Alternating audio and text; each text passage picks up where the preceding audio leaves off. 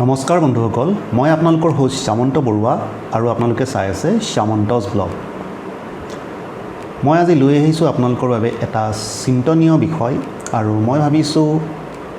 এনে ধৰণৰ সৰু সৰু কিছুমান ব্লগৰ জৰিয়তে আপোনালোকক এটা সিৰিজত আমাৰ চৌকাষে ঘটি থকা ব্যৱসায়িক কিছুমান লেনদেনৰ বিষয়ে আপোনালোকৰ মাজলৈ এটা শৃংখলা মই লৈ আনিব বিচাৰিছোঁ। তো সেই শৃংখলাৰে আজি প্ৰথম খণ্ডটো আগবঢ়াব ওলাইছোঁ। তেতিয়াহ'লে বলক পলম নকৰি ভিডিঅ'টো আৰম্ভ কৰোঁ।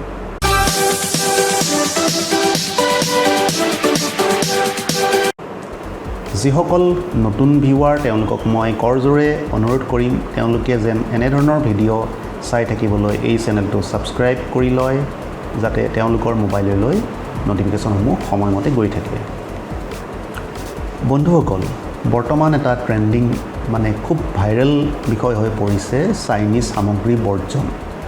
আৰু এই বিষয়টোৰ সূত্ৰপাত হৈছে চীনা সৈন্য আৰু ভাৰতীয় সৈন্যৰ মাজত হোৱা সংঘাত, য'ত ভাৰতৰ বহুকেইজন সৈন্য শ্বহীদ হ'বলগীয়া হৈছে। আৰু মোৰ গভীৰ সমবেদনা এই পৰিয়ালৰ লোকসকললৈ অৰ্পণ কৰি আজিৰ এই ভিডিঅ'টো আগবঢ়াব লৈছোঁ। বন্ধুসকল, গোটেই ঘটনাটো যদি আপোনালোকে চায়, ইয়াৰ মূল কাৰণ হিচাপে আপোনালোকে দেখিব যে দুখন ভিন্ন দেশৰ দুই ভিন্ন পৰিৱেশ। যে চাওক, ভাৰতবৰ্ষ আৰু চীন দেশ সম্পূৰ্ণ বেলেগ ব্যৱস্থাৰে পৰিচালিত, চৰকাৰী ব্যৱস্থাৰে পৰিচালিত দুখন স্বাধীন ৰাষ্ট্ৰ। ভাৰতবৰ্ষ এখন গণতান্ত্ৰিক ৰাষ্ট্ৰ, য'ত ভাৰতবৰ্ষৰ ৰাষ্ট্ৰপ্ৰধান আৰু চৰকাৰ প্ৰধানজনক ভাৰতীয় জনতাই এটা নিৰ্দিষ্ট সময়ৰ অন্তৰে অন্তৰে ভোটৰ মাধ্যমেৰে জয়যুক্ত কৰি শাসনভাৰ অৰ্পণ কৰে, আৰু এই সময়টো সাধাৰণতে 5 বছৰ কালতকৈ বেছি হ'ব নোৱাৰে। গতিকে ভাৰতীয় সংবিধান, ভাৰতীয় যিটো কাঠামো চৰকাৰী ব্যৱস্থাৰ, এই ব্যৱস্থাৰ জৰিয়তে কোনো এজন ব্যক্তি বা এটা দল আজীৱন ক্ষমতাত অধিষ্ঠিত হৈ থাকিব নোৱাৰে। ইয়াত জনতাৰ ৰায় এটা গুৰুত্বপূৰ্ণ বিষয়। গতিকে এই ছেটআপ যিটো আমাৰ চৰকাৰ গঠন কৰাৰ ছেটআপ, এইটো সমাজৰ একদম তলৰ স্তৰলৈকে বিয়পি আছে। গতিকে আমাৰ দেশত প্ৰত্যেকজন ব্যক্তি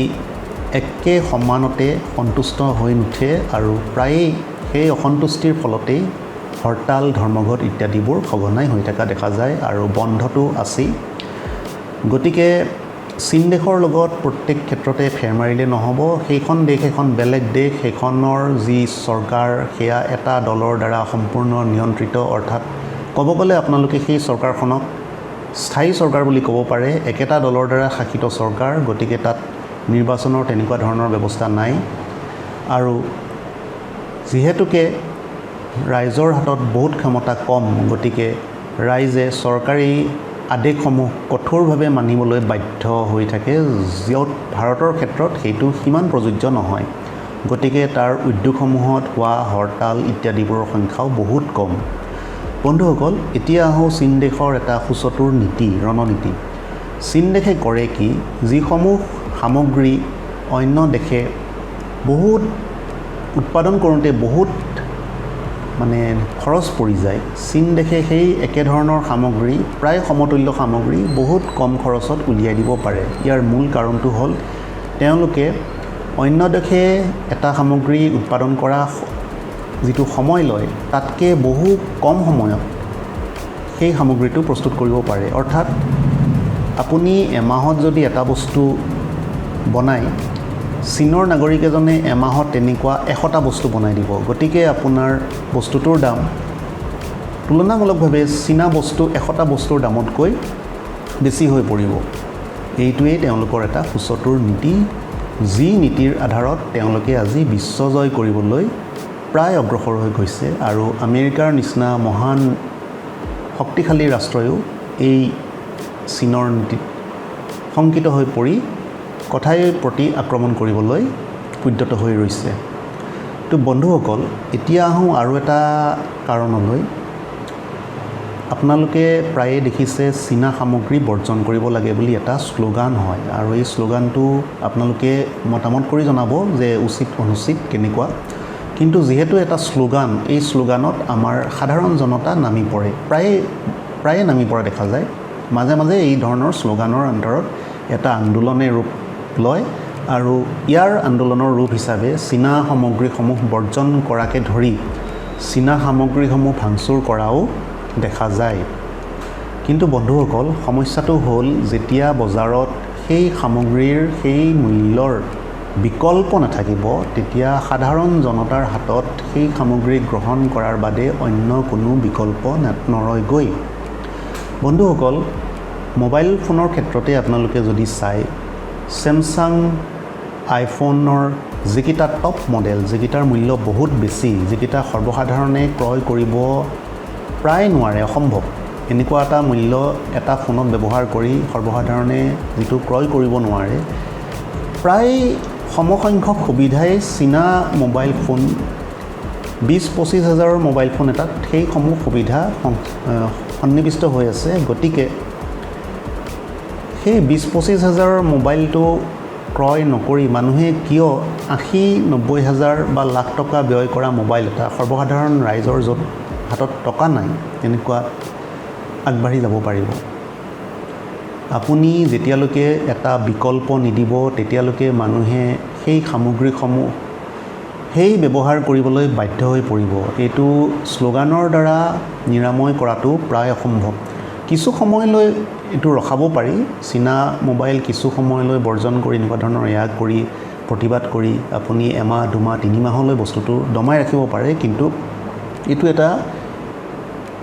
স্থায়ী সমাধানৰ সূত্ৰ নহয় বন্ধুসকল আমাৰ দেশ যিহেতু গণতান্ত্ৰিক দেশ ইয়াত প্ৰত্যেকজন নাগৰিকৰে এটা মতৰ মূল্য থাকে গতিকে প্ৰত্যেককে সন্তুষ্ট চৰকাৰে কৰিব নোৱাৰে আৰু এই অসন্তুষ্টিৰ ফলবিলাকতেই নাগৰিকসমূহ ক্ষুব্ধ হৈ ইণ্ডাষ্ট্ৰীসমূহত প্ৰায়ে হৰতাল আদিৰ সৃষ্টি হয় বিশেষকৈ দৰমহা আদি বৃদ্ধিৰ ক্ষেত্ৰততো হয়েই তাৰোপৰি বিভিন্ন ধৰণৰ সংযুক্তিকৰণ আৰু চৰকাৰী বিভিন্ন ধৰণৰ নীতিৰ বিৰোধ কৰিও এনেকুৱা ধৰণৰ হৰতাল হয় আৰু যেতিয়া এই হৰতালবোৰসমূহৰ কাৰণে প্ৰতিবাদৰ কাৰণে এটা উদ্যোগ এখন বজাৰ সাময়িকভাৱে বন্ধ হ'বলগীয়া হয় তেতিয়া সেই বজাৰৰ সেই দেশখনৰ যিসমূহ উদ্যোগ আছে তাৰ উৎপাদিত বস্তুসমূহৰ মূল্য অস্বাভাৱিক হাৰত বৃদ্ধি হোৱাটো স্বাভাৱিক কথা কাৰণ যিটো বনোৱা মূল্য বা লেবাৰ কষ্ট হয় সেইটো সদায় বৃদ্ধি হৈয়ে গৈ থাকিব আৰু লেবাৰ কষ্টটোৱে বস্তুটোৰ মুঠ মূল্যৰ ওপৰত এটা বিৰূপ প্ৰভাৱ সৃষ্টি কৰে বন্ধুসকল কোনো শ্লোগানৰ বশৱৰ্তী হৈ আমি যদি বহুমূলীয়া ধন দি কোনো চীনা সামগ্ৰী ক্ৰয় কৰাৰ পিছত সেইবিলাক আনক দেখি ভাঙি পেলাওঁ বা ডেষ্ট্ৰয় কৰি দিওঁ বা পেলাই দিওঁ তেতিয়া হ'ব কি আমাৰ দেশত আমি অতি কষ্টৰে উপাৰ্জন কৰা মূল্য বিনিময়ত সেই চীনা সামগ্ৰীসমূহ যিসমূহ আমি ক্ৰয় কৰিছিলোঁ সেই মূল্যখিনি আমি অথলে পেলাই দিওঁ অৰ্থাৎ আমাৰ দেশৰ আমাৰ পইচা আমি নষ্ট কৰি আছোঁ বন্ধুসকল চীন দেশেতো এই সামগ্ৰীসমূহ আমাক উপহাৰ স্বৰূপে দিয়া নাই তেওঁলোকে ইয়াৰ মূল্য পিৰি লৈছে এই মূল্যসমূহ আমাৰেই মূল্য আমি পৰিশোধ কৰা আমি কষ্ট উপাৰ্জিত কৰা মূল্য সেইসমূহৰ বিনিময়ত আমি বস্তুটো ক্ৰয় কৰিছোঁ তাৰপিছত যদি সেই বস্তুটো আমি ধ্বংস কৰোঁ অৰ্থাৎ আমি কষ্ট উপাৰ্জিত কৰা ধন আমি ধ্বংস কৰি আছোঁ বন্ধুসকল যেতিয়ালৈকে বজাৰত সেই সামগ্ৰীসমূহৰ সেই সম পৰিমাণৰ মূল্যত বিকল্প নোলাব তেতিয়ালৈকে সেই সামগ্ৰীসমূহক বাধা দি ৰাখিব পৰাটো প্ৰায় অসম্ভৱ কথা আৰু বহুত আন্তৰ্জাতিক চুক্তিৰ কথাটো আছেই যাৰ ফলত ভাৰত চৰকাৰে বিচাৰিলেও সেই সামগ্ৰীসমূহৰ ওপৰত অকল চীনা বুলিয়েই নহয় যিকোনো দেশৰ সামগ্ৰীসমূহৰ ওপৰত কৰি অহা বিভিন্ন ধৰণৰ আন্তৰ্জাতিক চুক্তিৰ ফলত যধে মধে কৰ আৰোপ কৰি সেই সামগ্ৰীসমূহ ভাৰতত প্ৰৱেশ কৰাত বাধা দি ৰাখিব নোৱাৰে যিহেতুকে আজিকালি গোটেই বিশ্বখন এখন গ্লোবেল মাৰ্কেটত পৰিণত হৈছে তো বন্ধুসকল আজিৰ ভিডিঅ'টো ইমানতে সামৰিব লাগিব যদি আপোনালোকে এই ভিডিঅ'টো চাই ভাল পাইছে তেতিয়াহ'লে কমেণ্ট ছেকশ্যনত গৈ আপোনালোকৰ বহুমূলীয়া মন্তব্যটো আগবঢ়াবলৈ নাপাহৰিব আৰু যদি কিবা খুঁত থাকি গ'ল অনুগ্ৰহ কৰি সেইসমূহ দেখুৱাই যেন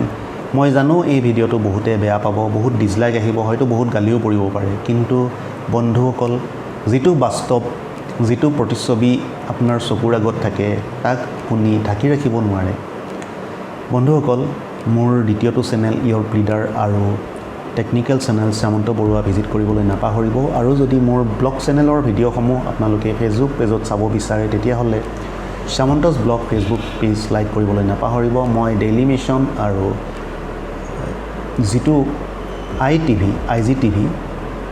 ইনষ্টাগ্ৰামৰ তাতো উপলব্ধ হয় শ্যামন্তাছ ব্লগ চেনেলৰ নামেৰে চাব পাৰিব গতিকে ইনষ্টাগ্ৰাম ফ'ল' কৰিব ডেইলি মিছন ফ'ল' কৰিব আৰু